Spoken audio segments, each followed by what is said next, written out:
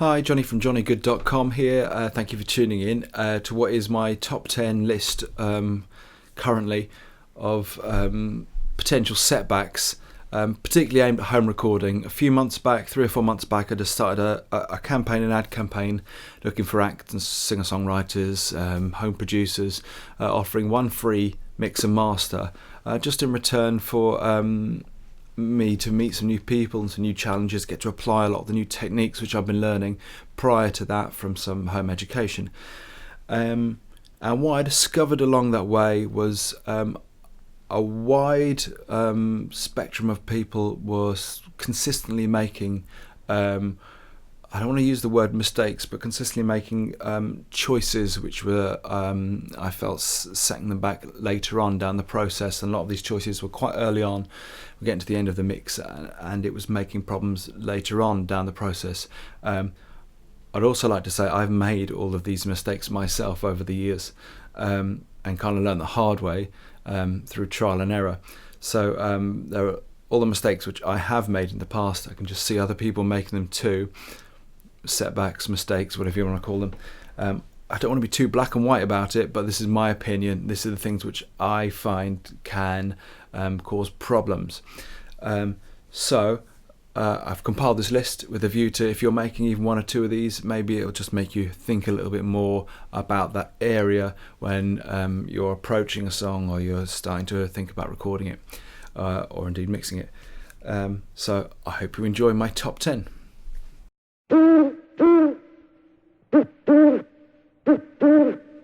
So in at number 10, it's not a biggie, but it can be mildly irritating, and that's recording a stereo track when you're using from a mono source. So if you see two sound waves recording when you're recording from a mono source, be that one microphone or be a DI guitar, you're unnecessarily using twice as much power for your computer. So all you have to do is just go to the input selection on your DAW on that track and drop it down to where the input is, whether that's input 1 or 2 or 3 or 4, depending on how many inputs you've got on your sound card.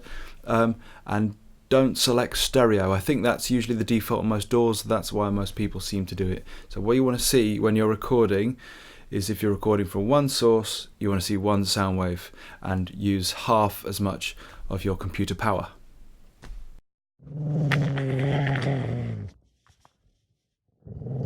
So number nine is regarding the mixes that I've been sent over the last few months, and just an observation that so many people home recording having a real problem with mud build-up in their mixes, and ultimately getting quite muddy, not very clear mixes.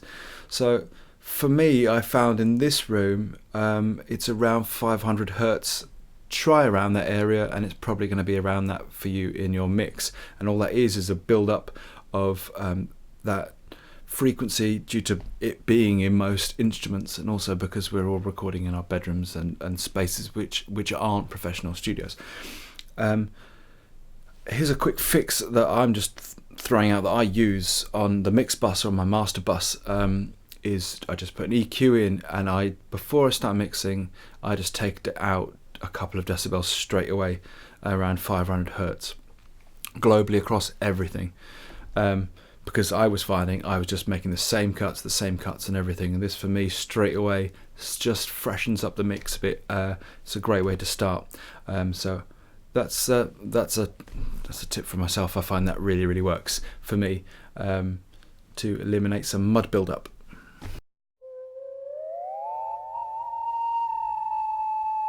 Number 8 is learn to be happy.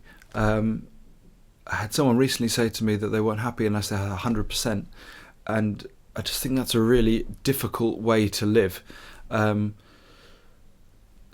realistic, we have things which we think are the perfect mixes, and they do hit that 100%, if you want to call it that.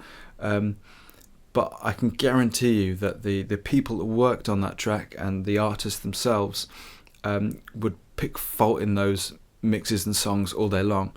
You're never going to be, as far as I'm concerned, 100% happy. I'm certainly not. And if you ask any singer-songwriter what their favourite thing is they've worked on, they'll pretty much always tell you it's going to be their next thing, which says quite a lot about if you're always aiming for that bar. I'm not saying there's anything wrong with aiming for that bar, that's a great thing, but try to be happy if you get remotely close to sounding where you wanted it to be, because that's a great result.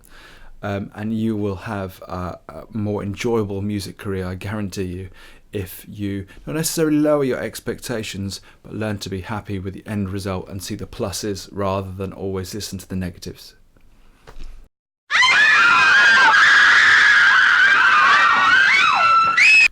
So number 7. Number 7 is quite simply shit songs. I've written loads of them. I've written them, arranged them, mixed them, and gone as far as mastering them before I realised that actually it was complete shit. It's actually quite easy to do.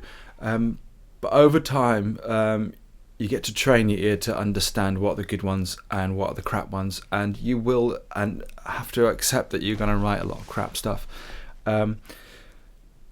Some warning signs I usually find, particularly because I'm much more of a recording artist than a performing artist, so I'm not going to try my stuff out on audiences.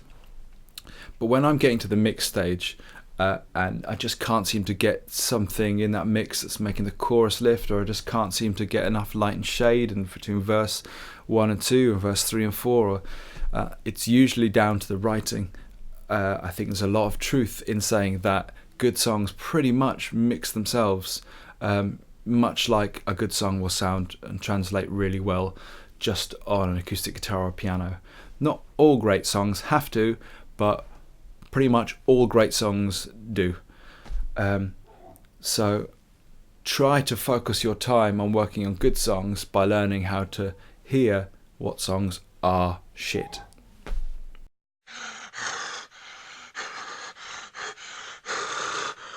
So number 6, personal favourite of mine, which is recording endless multiple tracks for what I view as virtually no benefit whatsoever. I used to love working with the limitations of 4, 8, 16 tracks, and I think it did a lot of good actually, to teach how to condense a song down and use each track and instrument to its absolute fullest. What I've noticed, and I'm not really talking about, because I have received mixes which have had over 100 tracks, and at the start that was a bit like, well, that's pretty unusual for me, because I still these days will rarely go past 24 tracks, and it's cool in instances like, you know, huge multiple backing vocals which just need to be summed down and stuff like that. That works well, and understandable, and sometimes that can easily take 40 or 50 tracks. But what I'm talking about is, say, an acoustic guitar which has got some indecisive miking and 6 different mics running off it. And to be totally honest, what I've done over the last few months is, when I've received things like that, just gone through each miking choice, or miking microphone on the instrument, and just chosen the one I sounded the best and just deleted the other ones. So that's then me making what the decision for the artist, whereas I would kind of prefer and think what would make more sense was for you to choose the mic and get the sound you want, and then send it over, and make that decision. And as I say, this is something that I used to do lots in the past. I'd always have as many mics up as possible to try and keep my options open. That's what I was believing I was doing, but what I was actually doing was putting decisions off until much later in the chain, which I was only going to have to make anyway. So my personal thoughts are to avoid needless multiple tracks and just focus on getting a good sound with one track. And if you can do that, then your recordings will sound killer, and then whoever's mixing your track can just focus on mixing your track and not making your choices.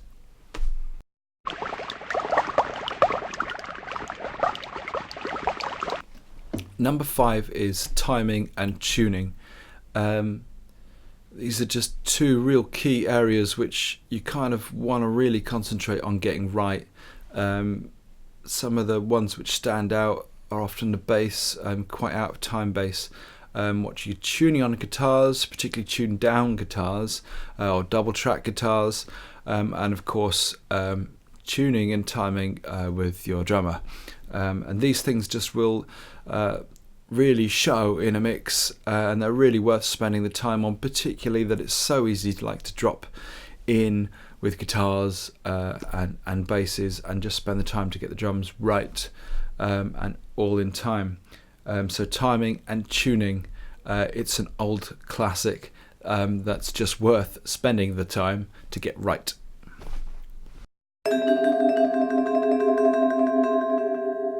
Number four is assuming it's going to be fixed in the mix or further down the line. 100%, it's so much better to get whatever you're recording sounding great when you're recording it.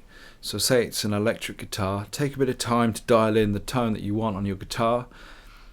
Take some time, a bit of trial and error recording a few different mic techniques, move the mic around the cone, try some different mics out.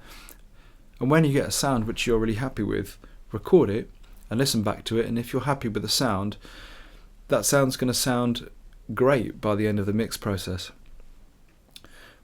But if you record just quickly a crappy sound and you know that it sounds crappy and you send it off thinking, someone else can sort it out, your guitar, one, isn't going to sound like you, and two, it's going to sound passable when it could have sounded great. So I know, because I've been really slack with recording electric guitars myself personally for my records in the past, and just stuck a mic on and got on with it because I've spread myself so thin. I've got so many other different things to do.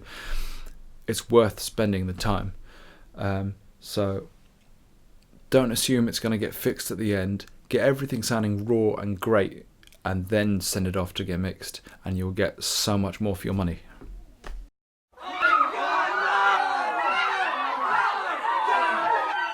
So, in at number 3 is ego, studio terminology. Ego, quite simply, look, I'm not Butch Vig, and unless I've got considerably better since I woke up this morning, I doubt you're Jimmy Page. The thing is, people work together so much easier if egos are just left at the door. I know this is the music business, and there are egos aplenty, and that's cool. For when people are maybe performing on stage, but when you're working on music, it's just it can be a real drag and a real setback. So and stop people from focusing on what's important, and that's making the song sound good. So focus on the song and not the personalities. The second bit is studio terminology, which is a personal one for me. I've read lots of forums, and what I see a lot of the time is more people doing one-upmanship on whether they know what a certain terminology is, and over confusing and complicating the issue, which really fundamentally is, does it sound very good or not? And I kind of wish that people would be more content with not trying to out-clever each other, because that really is what it boils down to. Does it sound good if I do that or that? Or does it sound crap if I do that? That's it really. So studio terminology and ego, number 3.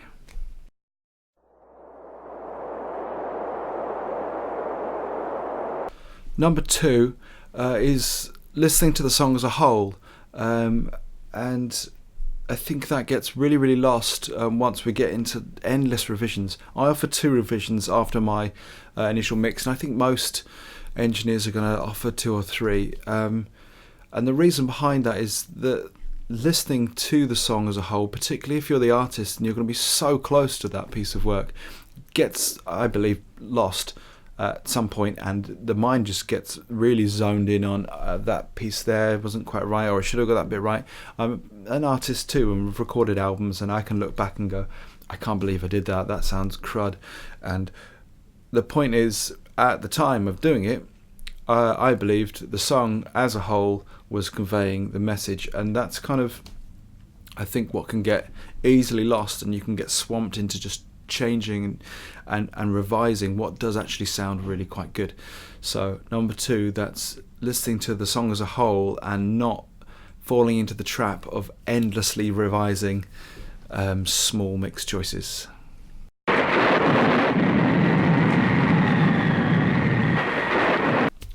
And number 1, our old friend, track clipping.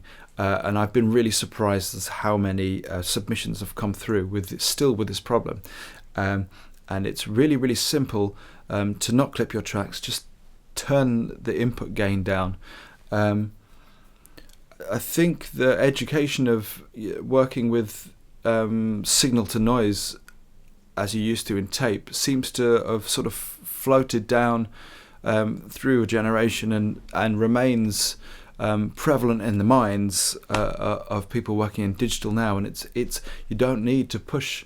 You just don't need to push the signals in digital. There's no noise floor to work against. There's no hiss. If you record it quietly and listen back, sounds great. That's one of the amazingly cool things about digital.